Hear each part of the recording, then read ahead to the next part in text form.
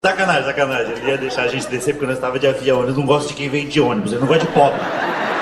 É um tipo muito específico de preconceito, né? Você pode vir de carro, você pode vir a pé, você pode vir de moto. Prefeito, eu posso ir de bicicleta? Pode vir de bicicleta.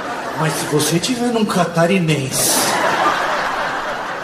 comendo um Cheetos, eu espero que você tenha passagem de volta. Caralho, não é possível. Sacanagem, sacanagem. Ele ia deixar a gente descer porque nós estava de avião. Eles não gostam de quem vem de ônibus, eles não gostam de pobre.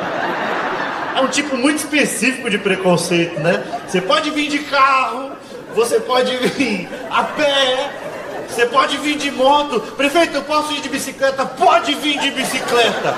Mas se você tiver num catarinense comendo um Cheetos, eu espero que você tenha passagem de volta. Caralho, não é possível.